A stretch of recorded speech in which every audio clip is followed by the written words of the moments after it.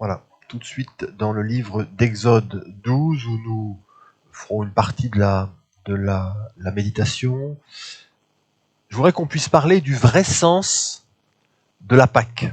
La Pâque est aujourd'hui dans notre pays une institution. Vous voyez, même pour les non-croyants, avec les œufs, avec les chocolats, voilà, et c'est férié. Vous avez le lundi de Pâques. Beaucoup de gens ne savent pas à quoi ça correspond, mais bon, ils sont contents quand même de ne pas travailler le lundi. Ça, de ce côté-là, il n'y a pas de souci. Et puis les œufs et compagnie.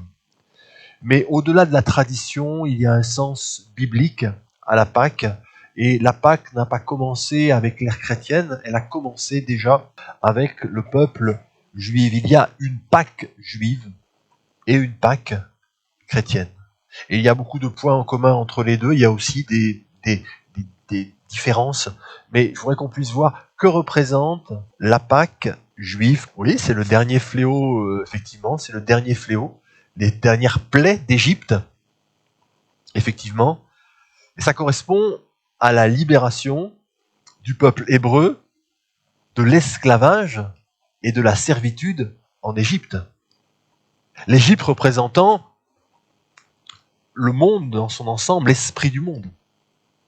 Et le peuple de Dieu, hébreu, né Abraham, Isaac, Jacob, et de Jacob les 12 tribus d'Israël, et des 12 tribus d'Israël, le peuple d'Israël s'est trouvé tout un temps en Égypte. Il a grandi, et tant que Joseph était en Égypte, alors comme, on va dire comme gouverneur d'Égypte, comme premier ministre d'Égypte, alors le peuple d'Israël a prospéré dans le pays de Goshen, puisque c'était un peuple d'agriculteurs. Alors ils se sont trouvés dans un endroit où pour les bergers, pour les agriculteurs, que les Égyptiens ne voulaient pas, ils voulaient pas aller là, et le peuple s'est multiplié, il s'est multiplié, la terre était bonne, là où Dieu nous conduit, il y a toujours la bénédiction. Même si ça paraît pas agréable ou voulu des autres, là où Dieu te conduit, il y a toujours de l'abondance. Même s'il n'y a pas d'eau en surface, il y a des nappes phréatiques qui apparaîtront. Toujours. Vous savez que Dieu a conduit à un moment donné le prophète Élie dans une grande période qui a duré 3 ans et demi, une période de sécheresse où l'eau n'a absolument pas coulé. Eh bien, il l'a conduit à un moment donné chez une veuve, une veuve, la veuve de Sarepta, puis ensuite à un torrent, d'abord à un torrent, voilà, un endroit où il y avait beaucoup d'eau qui coulait, et puis l'eau a cessé de couler, puis ensuite il l'a emmené chez une femme veuve, voilà, et qui finalement a pu le nourrir, elle, ainsi que sa famille, là où Dieu te conduit. Sache qu'il y aura toujours de l'abondance, même si elle n'est pas apparente. Ne regarde pas ce qui est apparent. L'important, c'est pas dans mon message là, mais c'est sans doute important que je le dise. Ne regarde pas simplement à l'abondance qu'il y a à la surface, mais assure-toi que ce soit Dieu qui te conduise. Parce que si c'est Dieu qui te conduit, même s'il ne semble qu'il n'y ait rien ou peu, tu auras de l'abondance. Parce que Dieu est un Dieu de l'abondance. Là où il te conduit, il est présent. Et Dieu est le Dieu de l'abondance. Amen. Là où il est, là se trouve la bénédiction. Là où il est, se trouve la vraie bénédiction. La vraie bénédiction qui découle de sa présence. Et puis pendant tout un temps, eh bien le peuple hébreu a prospéré, a multiplié, effectivement. Ils ont multiplié, leur bétail ont multiplié, les peuples, les enfants, beaucoup d'enfants et autres. Et puis ça a suscité, il y a eu un changement de pharaon, un autre regard. Et les pharaons qui ont succédé, ça a duré pendant 400, plus de 400 ans, certains disent 400 ans, 430 années dans le pays d'Égypte. Alors le regard de pharaon égyptien a changé, ils ont vu le peuple hébreu comme un peuple ennemi qui leur prenait leurs terres, qui était sur le point quelque part de pouvoir les supplanter.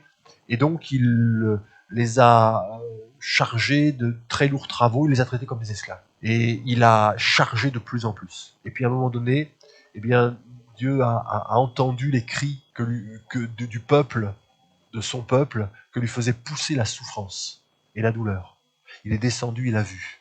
Et c'est comme ça que, eh bien, il a choisi Moïse pour aller libérer son peuple. Il a dit à Moïse, à Aaron d'aller voir Pharaon pour dire, eh bien, laisse aller mon peuple, afin qu'il me fasse une fête en mon honneur, qui me célèbre, qui me fasse un culte en mon honneur dans le désert. Et Pharaon n'a pas voulu. Parce que c'était une manne évidemment tellement intéressante que d'avoir ce peuple esclave, vous voyez, qui lui rapportait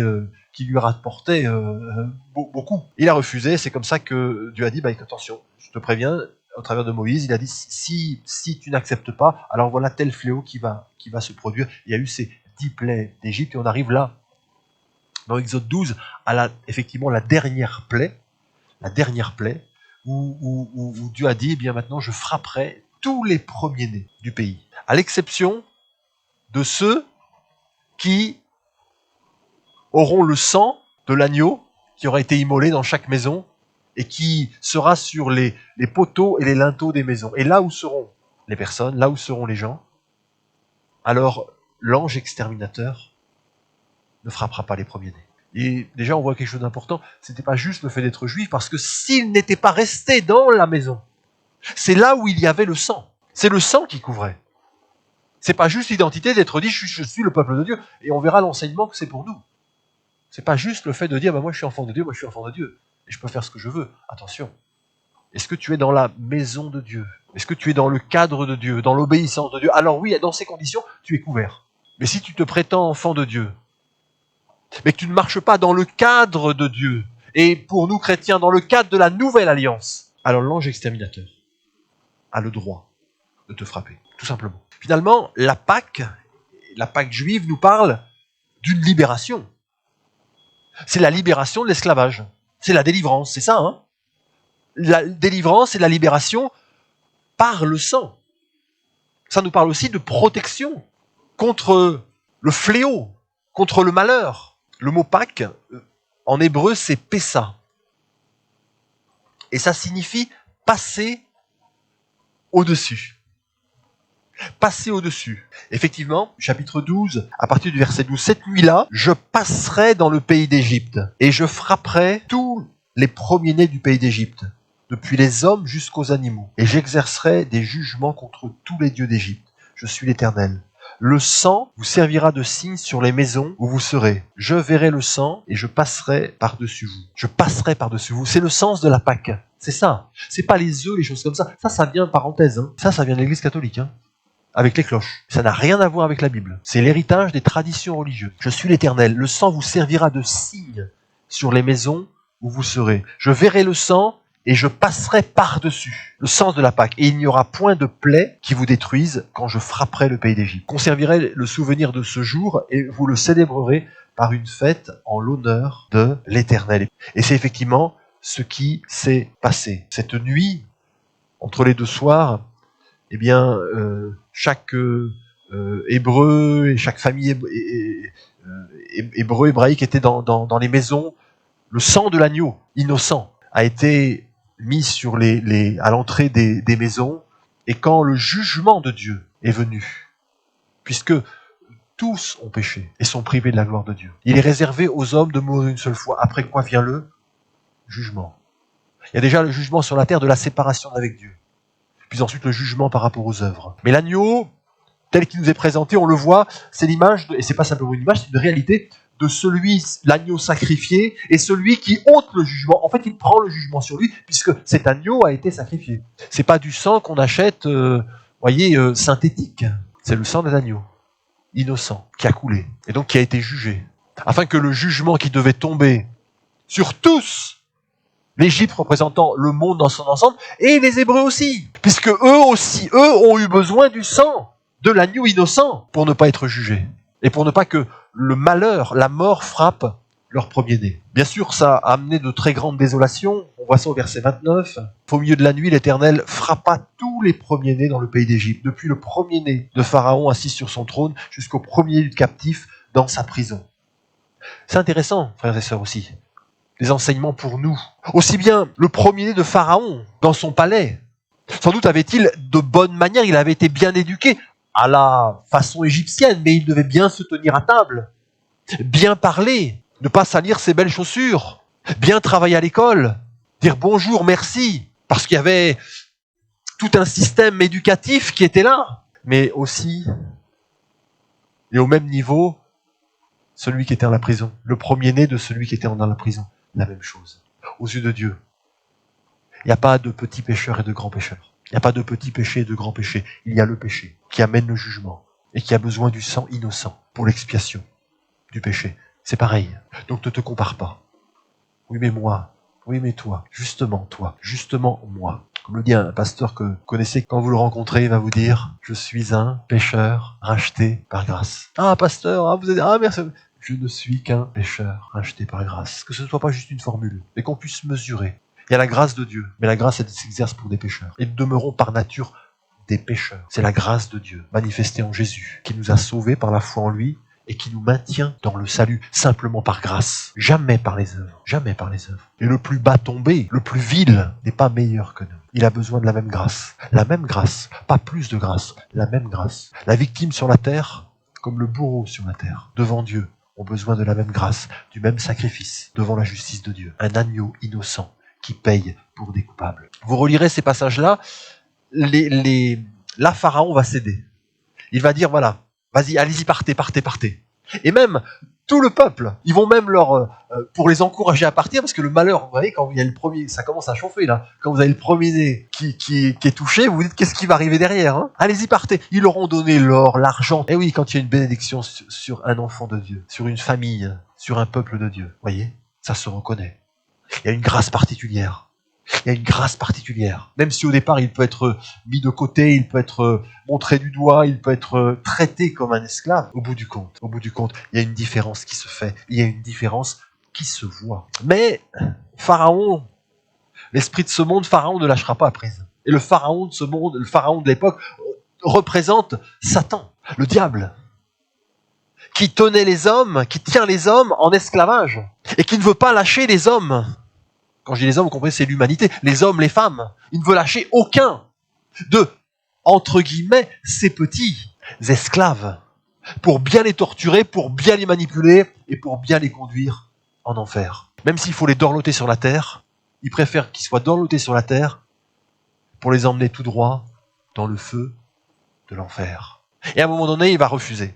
Alors que le peuple est parti, vous savez, eh bien, il va repartir, lui, avec sa cavalerie, le pharaon et sa cavalerie, pour récupérer, faire ramener le peuple. Et c'est là qu'il va y avoir le miracle de l'ouverture de la mer. C'est merveilleux.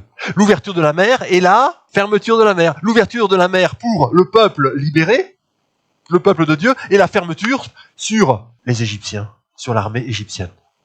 Et la Pâque, ça nous parle de tout ça finalement. Ça n'est pas seulement, ça ne se limite pas juste à ce moment où il y a le sang. La tradition, on fait comme ça existe aujourd'hui, même dans la tradition chrétienne, il y a une suite. Le but, c'est de quitter l'Égypte. C'est pas juste de vivre une expérience, aussi puissante soit-elle. Nous sommes protégés. Mais nous restons en Égypte. Et le jour de la Pâque, on fait quelque chose de particulier. On fait une fête. Bettina disait,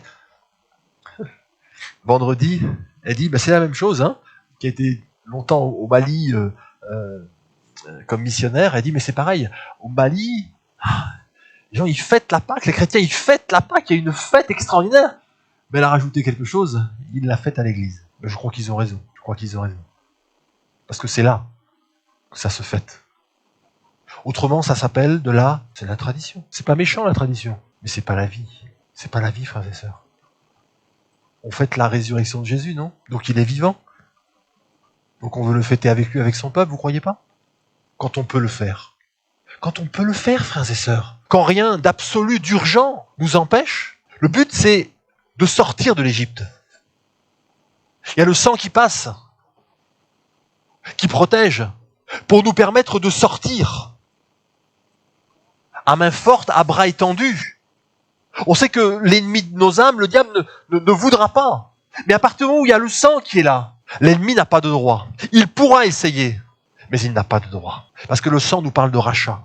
Le sang nous parle de rachat. Quel est le but finalement de la Pâque? Quel est le but de la Pâque? Le but, c'était de sortir d'Égypte. De lui offrir un culte dans le désert. Mais pas simplement. Et ça, je cite juste ce passage. Ézéchiel 36, 23. Le but, c'est ça. Dieu dit, je sanctifierai mon grand nom. Le but, c'est que le nom de Dieu soit sanctifié, soit mis à part, soit honoré, respecté tel qu'il est. Mais sanctifié, c'est mis à part. Et quand Dieu se présente à Moïse, il se présente comme « Je suis celui qui suis ». Donc il ne se présente pas simplement au travers de ce qu'il fait, mais au travers de ce qu'il est. Je suis. Nous on dit, si vous demandez à quelqu'un, t'appelles comment ? Je suis. Oui, et donc ? Tu es qui ? Je suis. Dieu ne met pas de nom derrière. Il y a d'autres noms qui sont attribués, mais le sens même quand Dieu dit, voilà comment je me présente. Je suis celui qui est. Ça veut dire qu'il est différent de nous. Que ton nom soit sanctifié, que ton nom soit considéré comme tellement différent de nous. Un nom que nous ne pouvons pas nous approprier, que nous ne pouvons pas mettre en boîte, que nos traditions, y compris religieuses, personnelles, familiales, ne peuvent pas enfermer. Il est Dieu, il est séparé. Et bien sûr, Jésus va venir pour nous révéler qui est le Père. Pas simplement son nom, mais la filiation. Notre Père. Le but de Dieu, c'est que son grand nom soit sanctifié. Et c'est pour cela, écoutez bien, puisqu'il est dit dans Ézéchiel 36, 23, « Je sanctifierai mon grand nom ». Et il ajoute un petit peu plus loin, « Et les nations sauront que je suis l'Éternel, dit le Seigneur l'Éternel, quand je serai sanctifié par vous sous leurs yeux. » Voilà le but. Pourquoi Dieu s'est choisi un peuple qu'il a emmené dans le désert. C'est pour... Et ensuite, le but c'est de l'emmener dans la terre promise, au milieu des nations. C'est pour que ce peuple puisse révéler qui il est et manifester sa nature et glorifier son nom. Que son nom soit sanctifié, parce que son nom était sur le peuple de Dieu, puisqu'on l'appelle le peuple de Dieu. Donc le moyen que Dieu a trouvé, frères et sœurs, pour que son nom soit glorifié, pour que son nom soit connu dans toutes les nations, au milieu de toutes les nations, c'est de choisir un peuple. Il a commencé par un homme, Abraham, puis ensuite une famille, une tribu, une nation qui porte son nom et qui était appelée à révéler son nom aux nations, afin que les peuples alentour disent « mais son nom est grand ». Et alors Dieu est sanctifié, Dieu est glorifié. Et c'est ça le but. Et c'est pour ça que Dieu s'est choisi ce peuple, qu'il l'a sorti du monde, puisque sanctifié, c'est le sens du mot sanctifié, c'est mis à part. C'est pas juste je suis un petit saint, c'est mis à part pour quelque chose de particulier. Vous serez saints pour moi, dit Dieu. C'est séparé. Et donc il les a séparés d'Égypte. La sanctification, ça commence par la séparation du monde. Est-ce que tu es séparé du monde ? Jésus a dit, je ne te prie pas de les ôter du monde, mais de les garder du monde. Est-ce qu'il y a quelque chose d'hermétique dans la façon de parler, de penser, dans la façon de regarder, ce que tu regardes à la télé, ce que tu regardes sur Internet? Je vais même dire dans la façon de t'habiller, de te représenter. Est-ce qu'il y a une différence dans la façon de regarder les autres, dans la façon de te comporter? Est-ce qu'il y a une séparation? Parce que vous savez ce qui s'est passé avec le peuple hébreu. Le peuple hébreu, Dieu l'a fait sortir d'Égypte, mais l'Égypte n'est jamais sortie d'eux. Je veux dire, oui, mon témoin, avant je faisais ceci, avant j'étais comme ça, maintenant, avant le dimanche je faisais ceci, maintenant je vais aller, c'est bien, je vais aller. Quelqu'un dit, il y a les idoles en métal, mais il y en a de pire que ça. C'est les idoles du mental. Est-ce que tu es séparé? Parce que finalement, pour que le nom de Dieu soit sanctifié, il faut que son peuple soit séparé. Séparé du monde, de la mentalité du monde, pour se rapprocher de Dieu. Et se rapprocher de sa nature, pour vivre sa nature, pour le représenter individuellement et collectivement. Et c'est pas une mince affaire parce que c'est le nom de Dieu qui est engagé. Et Dieu dit de ne pas prendre son nom en vain. Et il y a son nom sur nos vies. Il y a donc sa réputation qui est en jeu. Il y a son honneur qui est en jeu. Et quand les gens savent que je suis chrétien, ça ne me concerne plus simplement moi. Ça engage le nom de Dieu. Parce que je porte le nom. Je porte son nom. C'est pour ça que Dieu dira à son peuple, soyez saints, car je suis saint. Soyez saints, car je suis saint. Le but, c'est que son nom soit sanctifié. Et les nations sauront que je suis l'Éternel, dit le Seigneur l'Éternel, quand je serai sanctifié sous leurs cieux. Alors ils sauront que je suis l'Éternel. Pas simplement quand je leur parlerai du Seigneur, quand je leur parlerai de Dieu. Mais quand moi-même je serai sanctifié, que ma vie sera sanctifiée, que ma vie sera sanctifiée, c'est consacré en fait. La sanctification amène à la consécration. Je suis pour Dieu. Les instruments dans le temple ne servaient, le parfum, ne servait que pour le temple. Il y a des habits, des sacrificateurs qui ne servaient que pour officier. Et si je suis saint, alors ma vie, elle est pour glorifier Dieu. C'est pour ça que la Bible dit que tout ce que vous faites, en parole ou en action, soit pour la gloire de Dieu. Dans ma vie, dans mon travail, je dois avoir une façon de faire qui correspond à la mentalité de Dieu. J'ai une façon de me comporter. Quand j'ai les cheveux blancs, je suis âgé, je ne me comporte pas comme les vieillards du monde. Je ne parle pas comme les vieillards du monde. Quand je suis dans la maladie, dans la souffrance, je ne réagis pas comme tous les gens qui sont dans la souffrance. Quand je suis ado, quand je suis jeune, et que je veux marcher avec le Seigneur, alors je ne réagis pas, ah oui, mais c'est normal, c'est un ado. Ah, mais c'est normal, c'est un jeune. Non, mais c'est quoi? C'est un chrétien d'abord, non? Est-ce qu'il est chrétien ou il n'est pas chrétien? Alors il marche comme un chrétien. Et il ne se comporte pas comme, ah oui, mais moi, c'est ma culture. Ah oui, mais moi, dans ma région, c'est comme ça. Non. Si ce qui est de la culture ne correspond pas à la culture de Dieu, de Christ, alors c'est à retirer, tout simplement, c'est du monde. Et c'est ce que Gédéon va devoir faire quand il va devoir retirer, couper le pieu sacré. Dans le jardin de son père, il y avait toute une culture là. Dans sa culture, on offrait un culte à Baal, je ne sais pas, dans sa famille, on offrait un culte à Baal. Mais Dieu lui dit, tu vas couper ça avant de pouvoir commencer dans ma mission. Tu vas te sanctifier, tu vas te séparer de la culture, de ce qui est mauvais, de ce qui est contre moi et qui touche à ta famille. Autrement, tu ne pourras pas me suivre, parce qu'il n'y a pas de mélange. Avec Dieu, il n'y a pas de mélange. Il y a la sanctification, c'est la séparation. Quel que soit le prix, frères et sœurs, parce que Jésus, il a payé. Est-ce qu'il a payé un prix à moitié? C'est la séparation du péché, c'est tout. Autrement, c'est le monde. Il n'y a pas de problème, tu peux dire Dieu m'aime, parce que Dieu aime tout le monde. Hein. Mais ce type d'amour, si tu marches comme les gens du monde, c'est un amour, mais l'amour de Dieu ne sera jamais au détriment de sa justice, frères et sœurs. L'amour de Dieu ne sera jamais au détriment de sa justice. Dieu reste pleinement juste et pleinement amour. Et il a pu concilier ces deux, réalités qui peuvent parfois être antinomiques par la croix. Le jugement devait venir parce que Dieu est juste sur le péché, sur les pécheurs. Et le jugement est tombé sur l'agneau innocent dans l'ancienne alliance et sur l'agneau de Dieu aussi innocent, mais un homme. Le châtiment qui nous donne la paix est tombé sur lui. Et c'est par ces meurtrissures que nous sommes guéris. Parce que le jugement a été accompli sur une victime innocente, parce qu'il a pris ta place, parce qu'il a pris ma place, parce qu'il a pris une autre place. Alors, la justice étant satisfaite, l'amour de Dieu peut se manifester. Mais il n'y a pas d'amour en dehors, manifesté, et de pardon en dehors de ce sacrifice. Dans le sens d'un amour qui puisse libérer, qui puisse pardonner, qui puisse justifier. 1 Thessaloniciens, chapitre 1er, verset 2. L'apôtre Paul parle de l'église à Thessalonique. Et voilà ce qu'il dit. Nous rendons continuellement grâce à Dieu pour vous, faisant mention de vous dans nos prières. Nous rappelant, écoutez bien, et je vous encourage à méditer ça, nous rappelant sans cesse l'œuvre de votre foi, le travail de votre amour et la fermeté de votre espérance en notre Seigneur Jésus-Christ devant Dieu, notre Père.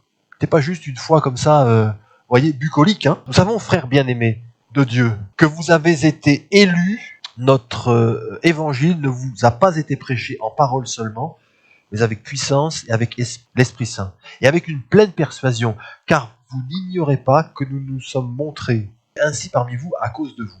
Et vous-même, vous avez été mes imitateurs. C'est-à-dire qu'ils ont embrayé, ils ont cru en Jésus, mais ils ont embrayé. Ils sont pas restés tels quels, frères et sœurs. On peut être chrétien, recevoir Jésus et rester tel quel. On n'a pas changé. Voilà, on croit en Jésus, mais on n'a pas changé.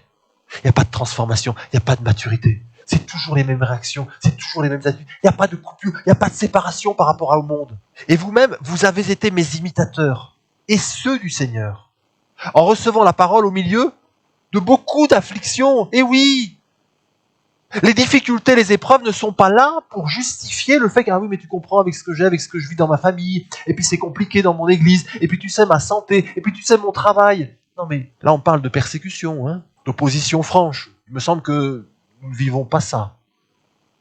Et Dieu merci, frères et sœurs. Dieu merci. Dieu merci parce qu'on ne souhaite pas ça pour personne. Mais Dieu merci pour l'Église de France. Dieu merci pour l'Église de France. Ils l'ont reçu au milieu, écoutez bien, de beaucoup d'afflictions ou de tribulations, avec la joie du Saint-Esprit, en sorte que vous êtes devenus un modèle pour tous les croyants de la Macédoine et de l'Achaïe. Ils ont choisi pour modèle l'apôtre Paul, qui, faut prendre des bons modèles, hein. Mais Paul était plutôt un bon modèle, je crois. Hein. Ils ont suivi Jésus comme modèle. Faut avoir des modèles humains aussi, hein. Faut pas être trop spirituel. Des modèles sur la terre qui ressemblent à Jésus, même qui sont pas parfaits. Mais faut choisir des bons modèles. Et Jésus par-dessus. Et qu'est-ce qui va se produire? C'est qu'à un moment donné, eux-mêmes sont devenus des modèles à suivre, pour des gens du dehors, pour des gens qui débutent, qui commencent, qui découvrent la foi, parce qu'ils sanctifiaient le nom de Jésus, le nom de Dieu. Ils faisaient connaître le nom de Dieu par leur comportement, par leur séparation du monde, de la mentalité du monde, des comportements du monde, et par leur attachement à Dieu, au peuple de Dieu et aux œuvres de Dieu. Vous êtes devenu un modèle pour tous les croyants de la Macédoine et de l'Achaïe. Non seulement, en effet, la parole du Seigneur a retenti de chez vous dans la Macédoine et dans l'Achaïe, mais encore votre foi en Dieu s'est fait connaître en tout lieu, de telle manière que nous n'avons pas besoin d'en parler. Comportement. Différence. Que vous dire je l'ai déjà donné, mais ça correspond comment dirais-je, à la circonstance. C'est le témoignage de Sylvie, mon épouse. Sa maman s'est convertie avant, et elle et son frère étaient complètement opposés. Complètement opposés. Et donc ils mettaient des bâtons dans les roues, et ils disaient, ouais, de toute façon, quand on aura des enfants, tu les verras pas, on te les donnera pas. Enfin, il y avait une pression énorme. Pas que t'ailles là-dedans, c'est une secte et compagnie. À des fêtes de Noël, elle se retrouvait toute seule. Elle se retrouvait toute seule. La maman. Simplement parce qu'elle était attachée à Jésus. Elle dit pas, ah non, mais je vais quand même aller avec ma femme. Non, non. Elle a pris position, au risque d'être toute seule. Et un jour, Sylvie a dit, ouais, mais alors voilà, ton Jésus là, si tu dois choisir entre moi et toi, qui est-ce que tu vas choisir? Et c'était pas un jeu, hein.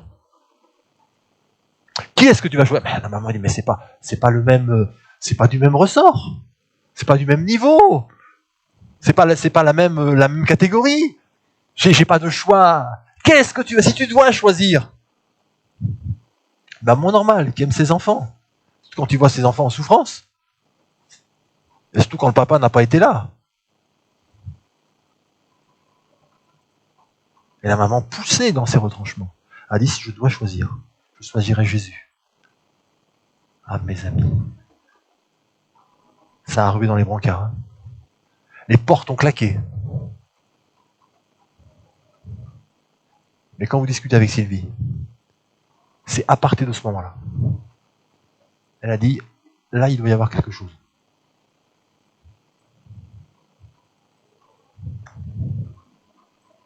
Elle dit là, pour quelle? Parce qu'elle savait bien. Elle voulait payer sa maman. Hein. Elle voulait l'entraîner. Oui, mais tu te rends compte? Je suis ton petit poussin, je suis... Elle aurait pu dire, mais non, mais bien sûr, je t'aime. Non, elle n'a pas fait de compromis. Et là, la fille a dit, là, il y a quelque chose quand même. Que ton nom soit sanctifié. Ton règne pourra venir. Dans les cœurs, dans les vies. Si ton nom est sanctifié. Et comment ton nom sera-t-il sanctifié? Par un peuple qui est sorti d'Égypte. Qui est couvert par le sang de Jésus. Le sang de l'agneau de Dieu qui ôte le péché. Mais qui ne reste pas en Égypte. Qui sort de l'Égypte. Qui quitte les habitudes, les conforts de l'Égypte. Les sécurités de l'Égypte, quel que soit le prix. Pour aller où? Je ne sais pas. Dans un lieu désert en plus. Où il y a des serpents, où il y a tant de dangers. Mais c'est là que Dieu m'appelle. Parce qu'il faut que je quitte ce monde. Il faut que je quitte la mentalité de ce monde. Sortez du monde. Et le monde, c'est ce qui prend la place de Dieu. Si quelque chose n'est pas mauvais et sain, enfin je veux dire, n'est pas mauvais, une activité n'est pas mauvaise en soi, mais qu'elle prend la place qui revient à Dieu, alors c'est une idole. Alors c'est une idole. Tu es peut-être sorti du monde. Le monde n'est pas sorti de toi. Tes priorités, tes activités ne sont pas sorties. Dieu est une activité parmi d'autres. Tu as maintenant mis Dieu dans tes activités et de temps en temps l'Église. Le monde, la mentalité du monde n'est pas sortie de toi. C'est l'enjeu, hein. Être saint pour révéler le Dieu qui est 3 fois saint, afin que les hommes sachent par nos positions et par notre conformité. Et comment finalement ressembler à Dieu? Comment être saint sinon en le suivant, en marchant dans sa direction, en lui obéissant? Alors c'est en marchant dans sa direction, en quittant les choses du monde, les choses de la chair, pour avancer vers lui, vers les choses de l'esprit. C'est alors que nous allons grandir à sa ressemblance. C'est en marchant, parce que Jésus, il n'est pas simplement la vérité et la vie, mais il est aussi le chemin. Tu veux la vie? Tu veux la vérité? Mais tu prends pas le chemin. C'est sérieux, frères et sœurs, quand même. Hein. Je pense qu'il faut, si on a conscience que on n'est pas, on est partagé, c'est le problème, c'est ce que Élie va dire. C'est le problème du peuple à l'époque de Élie. Pourquoi il y a eu un jugement? Vous lirez dans 1 Roi 17. Avec ce jugement qui va tomber de 3 ans et demi de sécheresse complète, où la pluie ne va pas tomber. Mais c'est à cause du péché du peuple, des compromis. Des compromis. Ils servaient Dieu, mais ils servaient aussi Baal et Astarté.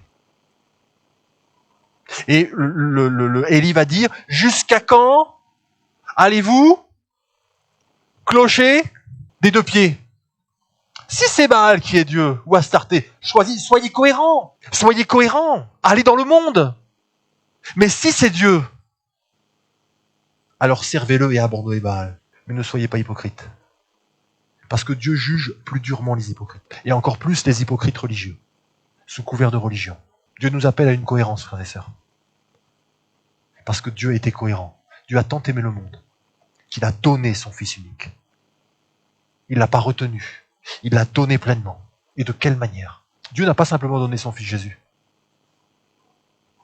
Qu'est-ce qu'il a fait de plus? Il a fallu qu'il l'abandonne.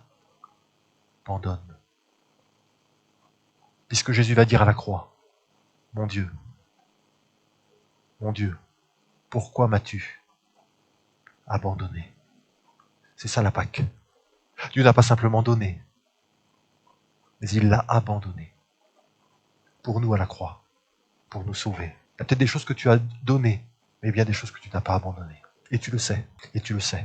Oui, tu donnes, mais il y a des choses que tu n'as pas abandonnées. On va prier. C'était pas dans ma préparation. Ça vient là maintenant.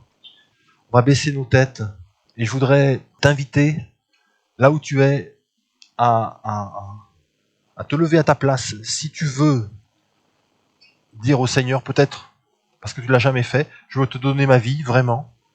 Vous savez, on peut être religieux, on peut venir à l'église, parfois même avoir été baptisé, mais n'avoir vraiment jamais donné sa vie à Jésus. Et tu peux dire, Seigneur, je veux te donner vraiment ma vie maintenant. Je veux arrêter de faire du cirque, du cinéma évangélique ou religieux. Je veux vraiment te donner ma vie. Ou te la redonner, si tu l'as repris. Et puis, deuxième appel, tu peux dire, oui Seigneur, je t'ai donné, je te donne beaucoup de choses, je te donne de mon service, je te donne de mon temps, je te donne même de mon argent, je te donne de ma consécration. Mais il y a des choses que tu n'as pas abandonnées. Et le Seigneur t'appelle à abandonner ces choses-là. Tu peux simplement te lever à ta place. C'est personnel. Il faut que ce soit cohérent, frères et sœurs. Il faut que ce soit cohérent. Mais si l'Esprit te convainc, alors non seulement donne, mais abandonne. Abandonne à Jésus, parce que ce que tu abandonnes à Jésus, lui va en prendre, il va s'en occuper parfaitement. Me voici, je m'abandonne à toi, me voici, prêt à te servir. Me voici, je m'abandonne à toi, me voici, prêt à te servir. J'entre dans tes portes, j'entre dans tes parvis, avec des louanges, devant toi me voici. J'entre dans tes portes, j'entre dans tes parvis, avec des louanges, devant toi me voici. Je reconnais ta majesté, je reconnais ta royauté, El Shaddai, Dieu puissant, à toi la gloire, ô ressuscité, à toi la victoire, pour l'éternité. Alléluia. Pouvez-vous rasseoir. Quelques voix peuvent s'élever si vous voulez.